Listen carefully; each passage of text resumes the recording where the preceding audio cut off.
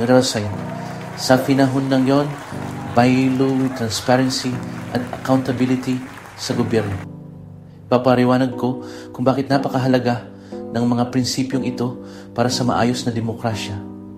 Ang transparency ay nangangahulugang alam ng mga mamamayan ang mga ginagawa at desisyon ng kanilang mga leader. Nagbubuo ito ng tiwala at nagbibigay daan para sa mas aktibo at maalam na sambayanan. Magbibigay ako ng mga halimbawa mula sa iba't ibang bansa kung saan ang mga transparent na gawain ay nagdulot ng malalaking positibong pagbabago. Halimbawa, sa mga bansang madaling ma-access ang datos ng gobyerno, mas mababa ang korupsyon at mas mataas ang tiwala ng publiko. Tatalakayin ko rin ang kasalukuyang sitwasyon sa politika at kung paano ang kakulangan ng transparency ay nagdulot ng kawalan ng tiwala at pagkadismaya sa mga mamamayan. Ang accountability naman ay ang pananagutan ng mga leader sa kanilang mga aksyon. Ibig sabihin, may kaakibat na consequences ang mga maling gawain o pagkukulang sa tungkulin. Magbibigay ako ng mga totoong halimbawa kung saan ang accountability measures ay nagdulot ng pagtanggal o pagbibitiw ng mga tiwaling opisyal at nagbabalik ng tiwala sa sistema. Sa pamamagitan ng mga talakayang ito, layunin kong bigyang diin ang kahalagahan ng mga prinsipyong ito sa paggamit ng isang patas, makatarungan at maunlad na lipunan. Mga kababayan, sa pagpapatuloy ng ating talakayan, titingnan natin ang mga posibleng epekto ng controversial na 2025 budget. Narito ang mga implikasyon nito sa ating pamumuhay. Una, ano nga ba ang ibig sabihin ng budget na ito para sa ating ekonomiya? Ang budget ay nagsisilbing blueprint ng pamahalaan sa kung paano gagastusin ang pondo ng bayan. Kung may mga butas at anomalya sa proseso ng pagbuo nito, maaaring magdulot ito ng malalaking problema sa implementasyon ng mga proyekto at serbisyo publiko. Halimbawa, kung hindi malinaw kung saan napupunta ang pondo, maaaring magresulta ito sa hindi pantay-pantay na distribusyon ng resources. Pangalawa, paano ito makakaapekto sa mga programang pangkalusugan at edukasyon? Sa budget na ito, malaking bahagi ang dapat sanay nakalaan para sa mga serbisyong ito. Pero kung may mga discrepancies, maaaring hindi maabot ng mga programang ito ang mga nangangailangan. Ang mga ospital ay maaaring kulangin sa kagamitan at gamot, habang ang mga paaralan ay maaaring mawalan ng sapat na pondo para sa mga guro at pasilidad. Pangatlo, paano ito makakaapekto sa tiwala ng publiko sa gobyerno? Ang transparency at accountability ay pundasyon ng tiwala ng mamamayan.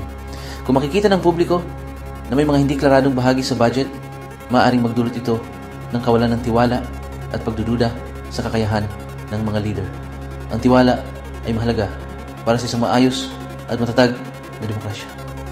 Kung ito'y mawala, maaaring humina ang suporta ng mga tao sa mga programa ng gobyerno at magresulta sa mas kaunting kooperasyon mula sa publiko. Sa huli, tatalakayin natin ang mga hakbang na maaaring gawin upang masiguro na ang budget ay magiging transparent at accountable. Maaari itong magsimula sa mas mahigpit na pagsusuri ng mga dokumento at proseso ng pag-aproba ng budget. Dapat ay may mga independent audits at masusing investigasyon upang matukoy ang mga discrepancies at anomalya.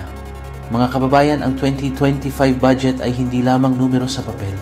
Ito ay may direktang epekto sa ating buhay at kinabukasan. Kaya't napakahalaga na maging mapanuri at kritikal tayo sa bawat hakbang ng proseso. Manatiling mulat at patuloy na magtanong upang masiguro na ang ating mga leader ay gumagawa ng tama para sa kapakanan ng lahat. Ngayon, balik tayo sa ating mainit na talakayan tungkol kay Senate President Francis Escudero at ang kanyang mga depensa sa 2025 budget. Mga kababayan, bago natin ipagpatuloy ang mainit na talakayan tungkol kay Senate President Francis Escudero, Pakinggan muna natin ang mga opinyon ng iba't ibang political analysts at eksperto tungkol sa kontrobersyal na 2025 budget. Unang-una, ayon kay Dr. Maria Santos, isang kilalang ekonomista, mahalaga ang transparency sa pagbuo ng budget dahil dito nakasalalay ang tiwala ng publiko. Ang budget ay hindi lamang isang teknikal na dokumento. Ito ay salamin ng mga prioridad ng pamahalaan at ng mga hakbang na gagawin para sa kapakanan ng bayan. Kung may mga anomalya, nawawala ang tiwala ng mamamayan, ani Dr. Santos. Samantala, si Professor Leo Mendoza, isang political scientist, ay naniniwalang ang issue ng 2025 budget ay isang test case para sa accountability sa pamahalaan. Ang transparency ay pundasyon ng demokrasya. Kung ang mga leader natin ay hindi magiging tapat sa pag-uulat ng budget, paano natin maaasahan na magiging tapat sila sa iba pang aspeto ng pamamahala? Tanong ni Professor Mendoza. Ayon din kay Attorney Grace Rivera, isang eksperto sa constitutional law, dapat maging malinaw ang lahat ng hakbang sa proseso ng pag-aproba ng budget. Ang omnibus motion ay dapat gamitin lamang para sa pagtatama ng mga typographical, grammatical, at printing errors. Ang paglalagay ng karagdagang pondo na hindi nasusuri ay isang seryosong issue na dapat bigyan ng pansin, paliwanag ni Attorney Rivera. Sa lahat ng mga opinyon na narinig natin, isang bagay ang malinaw: ang transparency at accountability ay hindi maaaring isang tabi. Ang mga ito ay mahalagang bahagi ng isang maayos at matatag na demokrasya. Mga kababayan, ang mga opinyong ito ay nagbibigay diin sa kahalagahan ng isang transparent at accountable na proseso ng pagbuo ng budget. Sa huli, ito ay tungkol sa tiwala ng publiko at ang responsibilidad ng mga leader natin na maging tapat at bukas sa kaning mga ginagawa.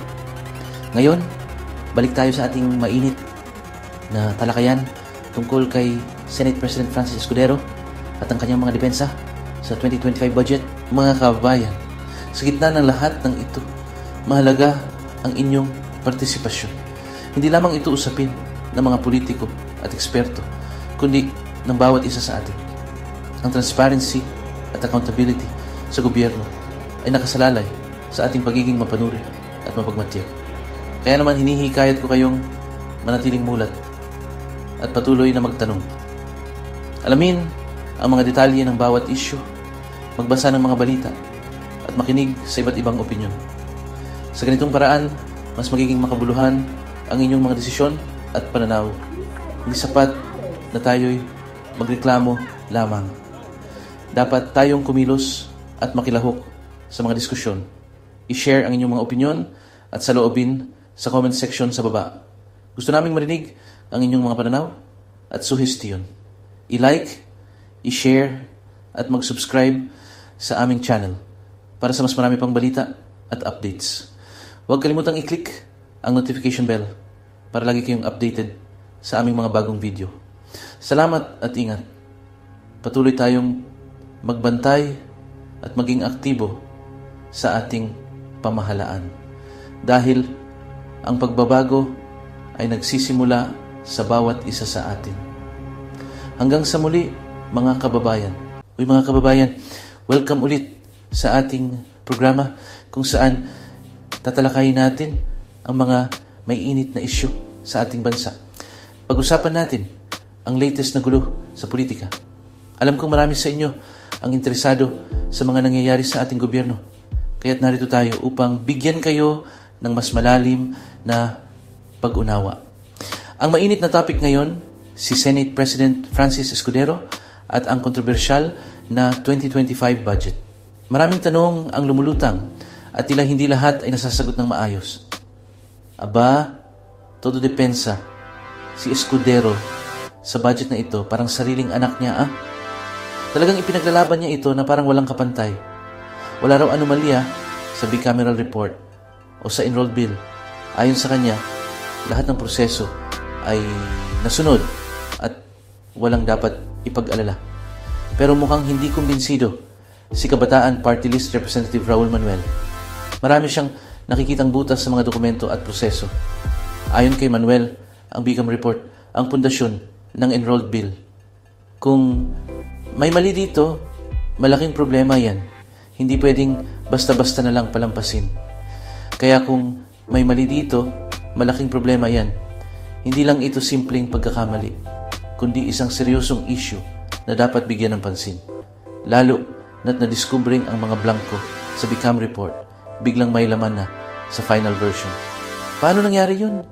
Sino ang naglagay ng mga numerong ito at bakit hindi ito napansin agad? Pilit na kinakalimutan ni Escudero ang mga isyong ito bilang maliliit na pagkakamali. Para sa kanya, hindi ito sapat na dahilan para questionin ang buong proseso. Pero giit ni Manuel, hindi simpleng typo ang mga blanco na yan. Malalaking issue yan na indikasyon ng kawalan ng transparency. Hindi pwedeng basta-basta na lang palampasin ang ganitong klaseng pagkakamali. Parang tinatapalan lang ng band-aid ang malaking sugat. Hindi ito solusyon sa problema, kundi pansamantalang pagtakip lamang. At yung omnibus motion na yan, dapat para lang yan sa pagtatama ng mga typographical, grammatical at printing errors, hindi para maglaan ng budget. Dapat malinaw ang layunin ng bawat hakbang sa proseso. Pero, heto tayo ngayon. May mga numerong bigla na lang sumulpot. Saan nanggaling ang mga ito? At bakit hindi ito napansin agad? Sinusuportahan pa nga ni Manuel na dalhin ang kasong ito sa Supreme Court. Naniniwala siyang dapat magkaroon ng masusing investigasyon upang malaman ang katotohanan. Naniniwala siyang dapat maging transparent at accountable ang proseso ng paggawa ng batas. Hindi pwedeng basta-basta na lang palampasin ang mga ganitong issue. At alam niyo ba, sang-ayon ako sa kanya dyan. Dapat talagang maging bukas at tapat ang ating mga leader sa kanilang mga ginagawa. Hindi absolute ang kalayaan ng legislature na gumawa ng sarili nilang rules. May mga limitasyon at dapat itong sundin para sa kapakanan ng lahat. Kung kulang sa transparency at accountability, dapat lang na questionin yan. Hindi pwedeng palampasin ang mga ganitong issue dahil apektado ang buong bansa.